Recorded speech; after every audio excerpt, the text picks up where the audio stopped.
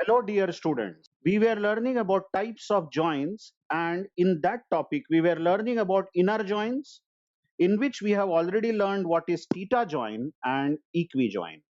Time to see what is natural join.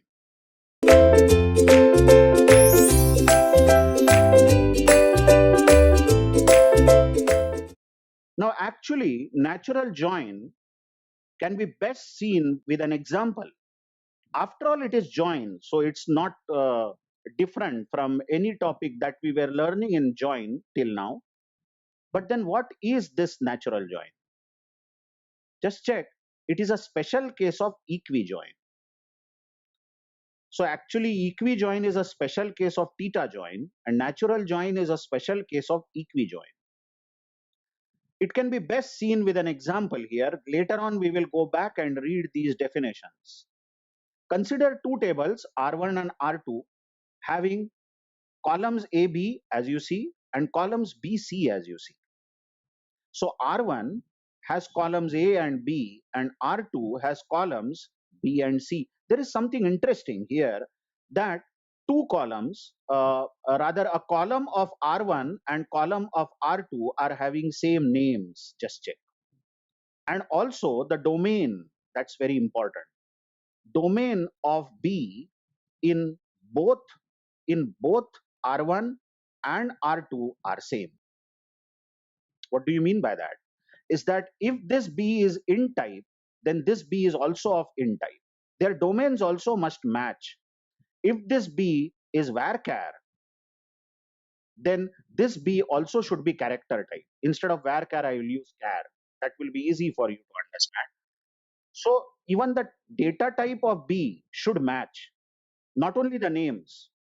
If you have two relations or two tables as shown where there is some common column between the two tables as you are seeing, only then you can use natural join. Check again. Natural join can be done between two tables such as R1 and R2 if there is some column having same name in R1 and in R2 and their domains also should match.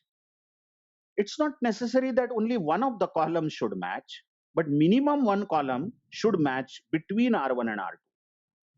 So now if you are joining these two tables R1 and R2, you know that the symbol that we use is R1 join R2.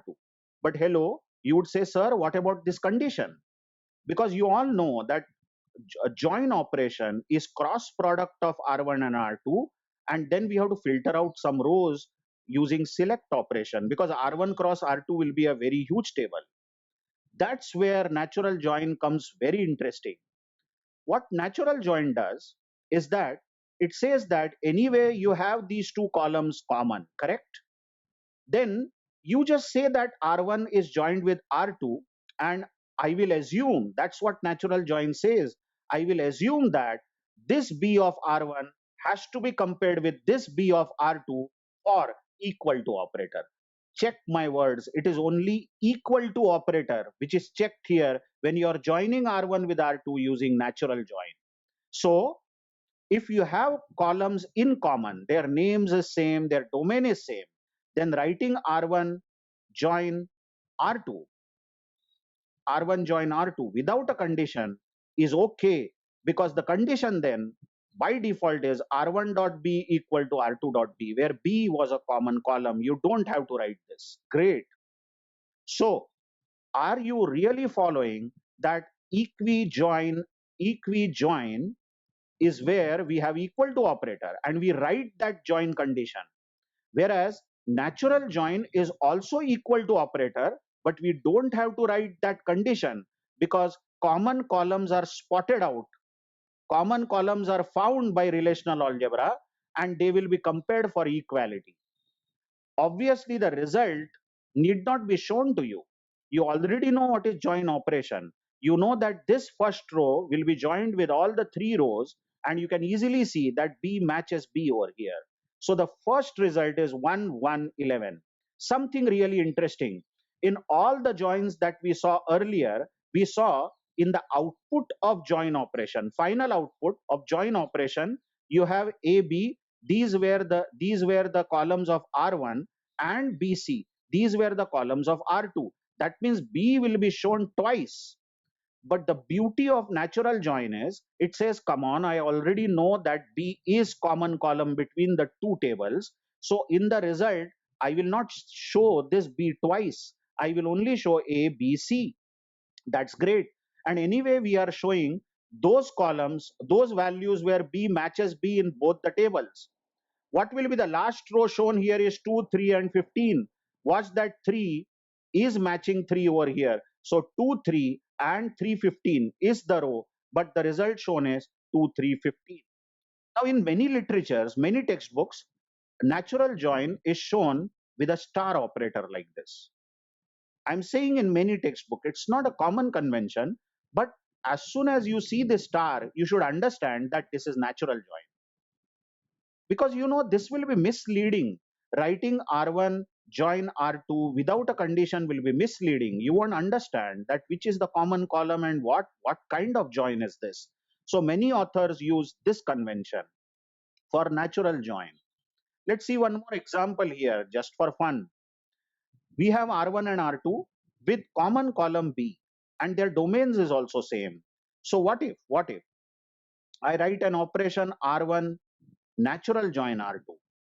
Even I like this operator because it is so readable that now you know that this B of R1 will be compared with B of R2 for equality. So it's a kind of equi-join. You can see that only 1, 2, 2, 10 will be shown. But you know that it is natural join. So B won't be shown twice. And 5, 6, and 7 will be shown. Okay. What if the join was written like this? R1 join R2 with a condition R1 dot B equal to R2 dot B. Now I have specifically written the condition. So this is equi-join. In that case, the result will contain A, B, B, C. Please try to understand. And result will be 1, 2, 2, 10, and 5, 6, 6, 7. Whereas in natural join, because it knows that two columns are common, this B will be shown only once in the output. I hope you have understood all the three types of inner joins. The types are theta join, equi-join, and natural join.